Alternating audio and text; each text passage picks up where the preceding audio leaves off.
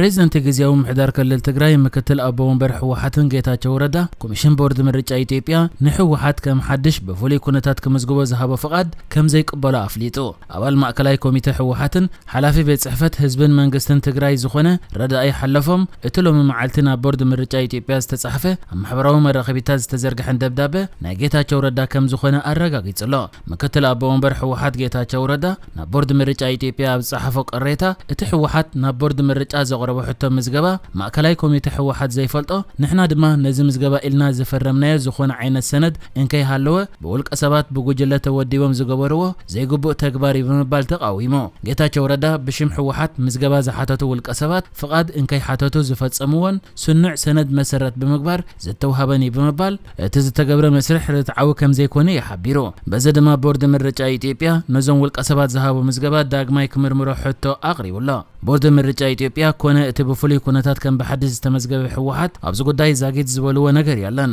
ሃገራዊ ቦርድ ምርጫ ኢትዮጵያ ሕወሓት ሕጋውነቱን ኣብ ዝነበረ ንኽምለስ በ13 ሚያዝያን 28 ሚያዝያን ሕቶ ከም ዘቕረበ ብምግላጽ መሰረት ሕገ መንግስቲ እቲ ሃገር እቲ ውድብ ናብ ዝነበረ ክምለስ ዘኽእል ሕጋዊ ድንጋገ ከም ዘየለ ጠቂሱ ነይሩ ካብዚ ብዝብገስ ድማ እቲ ውድብ ብፍሉይ ኩነታት ንምምዝጋብ ዝተመሓየሸ ኣዋጅ መሰረት ብምግባር ከምኡውን እቲ ውድብ ናይ ዓመፅ ተግባር ደው ብምባል ብሕገ መንግስታዊ መንገዲ ንኽንቀሳቐስ ከም ዝተሰማምዐ ብምሕባርዩ ብፍሉይ ኩነታት ከም ውድብ ንኽምዝገብ ከም ዝወሰነ ብዓርቢ ወግዓዊ ገይሩ ዝነበረ ኣባል ማዕከላዊ ኮሚቴ ሕወሓት ረዳይ ሓለፎም እቲ ብሕወሓት ናብ ቦርድ ምርጫ ዝቐረበ ሰነድ በዓልመን ከም ዝፈረምዎ ዘይፍለጥ ከም ዝኾነን ብዙሓት ኣባላት ማዕከላዊ ኮሚቴ ውድብ እውን ዘይፈልጥዎ ምዃኑን ይገሊጹ ዘሎ ካሁን ዝነበረ ማዕከላዊ ኮሚቴ ተኣኪቡ ይውስን እቲ ውሳነ ንምትግባርን ንምዝጋብን ናይ ሽም ዝርዝርን ኣመራርሓን ፌርማኒ ናብ ቦርድ ምርጫ ዘላኣኽ እዚ ንቡር መስርሕ እውን የኢሉ ቅድሚ ሕጂ ማዕከላዊ ኮሚቴ ሕወሓት እቲ ውድብ ሕጋውነቱን ኣብ ዝነበረ ክምለስ እምበር ከም ብሓድሽ ንኽምዝገብ ውሳነ ከም ዘይሕለፈ ድማ ወሲኹ ገሊጹ እዩ ረዳይ ሓለፎን ሕጋውነቱን ኣብ ዝነበረ ንኽምለስ ክሳብ ፓነል ንቐጽል ዝብል ኢና ወሲና እቲ ጉዳይ ልዕሊ ፌርማዩ እቲ ውሳነ ተጣሒሱስ ኣብ ልዕሊኡ ከዓ ብፌርማ ከም ዝተረጋገጸ ቦርድ ምርጫ ዕላው ገይሩሎ ቅድሚኡ ኣቦ ወንበር ሕጋውነቱ ንኽምለስ ኢና ሓቲትና እምበር ከም ብሓድሽ ምዝገባ ይሓተትና ነኢሉ ቦርድ ምርጫ ድማ ፌርማን ሰነድን ኣታሒዞም ኣቕሪቦምና ኣለዉ ይብል ኣለዎ ስለዚ ዘይሓቃዊ ፌርማ ሰዲዶም ኣለዉ ማለት እዩ ብዙሓት ማዕከላዊ ኮሚቴ ከይፈረሙሉ እንተው ሓደ ምክትል ኣቦ ወንበር ሕወሓት ጌታቸው ረዳን ከይፈረሙሉ ከመይ ገይሩ ይሓልፍ እዚ ብቐሊሉ ዘይርአ ግልጺ መጭበርባሪ ክብል ገሊጽዎ ክስዕብ ዝኽእል ስጉምቲ እንታይ ክኸውን ከም ዝኽእል ንዝብል ሕቶ ዝቐረበሉ ረዳይ ሓለፎም ኣብ ጉዳይ ሕጋውነትን ኣፍልጦን ሕወሓት ብመሰረት ስምምዕ ፕሪቶርያ ናብ ፓነል ክምለስ ምግባር ሓደ ስጉምቲ ከም ዝኸውን ኣመልኪቱ ከም ዝፍለጥ ፕሬዝደንት ግዚያዊ ምሕዳር ክልል ትግራይን ምክትል ኣቦ ወንበር ሕወሓትን ጌታቸው ረዳ እቲ ውድብ ኣብ ቀረበ እዋን ከካይዶ ሓሲቡ ኣብ ዘሎ መበል 14 ጉባኤ ሕወሓት ከም ዘይሳተፍ ኣፍሊጡ እዩ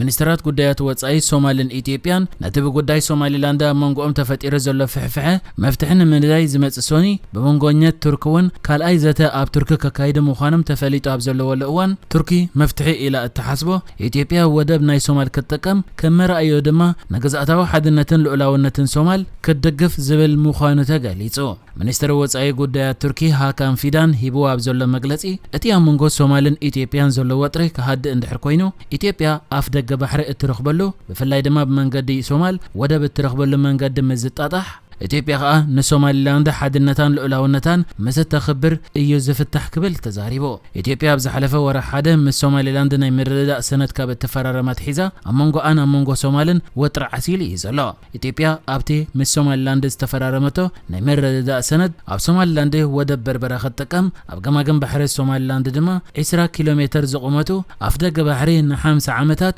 መደበር ሓይሊ ባሕሪ ጌራ ክትጥቀመሉ ተሰማሚዓ ነይራያ ሶማል ግን ነቲ ስምምዕ ተቃውሞ በመግለጽ አምባሳደር ኢትዮጵያ ኣብ ሃገራ ክትሰጎጉን ከላ ኣብ አዲስ አበባ ዝነበረ አምባሳደራውን ሲሒባተያ ይኹን እምበር ኢትዮጵያ ክሳብ ሕጂ ምስ ሶማሊላንድ ጌራቶ ዘላ ናይ ምርድዳእ ሰነድ ከም ዘይገደፈቶን እኳ ደኣ ንምትግባሩ ተሰርሕ ምህላዋ ይግለጽ ኣሎ ቱርክ ድማ ነዚ ዘሎ ወጥሪ ንምትህድዳያ ኢትዮጵያ ናይ ሶማል ወደብ ክትጥቀም ክፍቀደላ ብመንጽሩ ከዓ ኢትዮጵያ ንልዑላውነት ሶማል ክትኽብር ከም መፍትሒ ኣቕሪባቶ ዘላ ሚኒስትራት ወጻኢ ጉዳያት ኢትዮጵያን ሶማልን ኣብ ዝሓለፈ ወርሒ ሸውዓተ ናብ ርእሰ ከተማ ቱርኪያ አንቃራ በመምጻእ በመንጎኘት ቱርኪ ፊት ንፊት ዘይተራኸበሉ ዘተ ዘካየዱ ኮይኖም ካልኣይ ግዜ ክራኸቡን ፍልልያቶም ድማ ብዲፕሎማሲያዊ መንገዲ ክፈትሑን ተሰማሚዖም ነይሮም እዮም ብመሰረት ስምምዖም ከዓ ዝመጽእ ዘሎ ሰሙን ኣብ መንጎዞም ሚኒስትራት ወጻኢ ጉዳያት ኣብ ቱርኪ ርክብ ክካየድ ምዃኑ ተሓቢሩሎ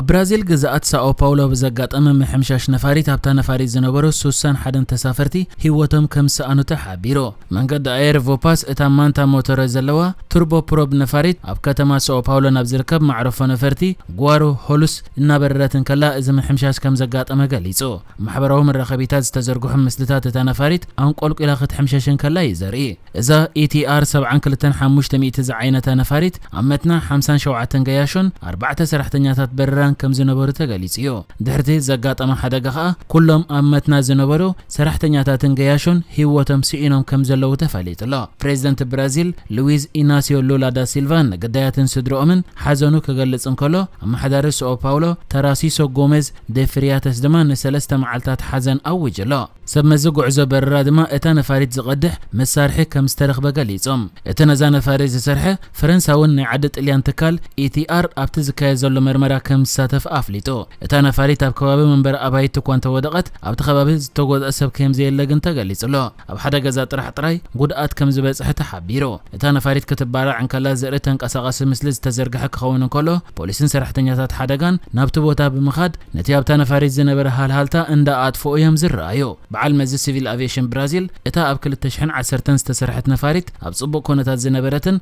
غبو سيرتيفيكيت زلوان كم زخونه غليصلو 4 يوم هيوتم سينم زلو ابررتن ايتا نفاريتون بمويኦም بقعات نيرم يم تباهيللم زلو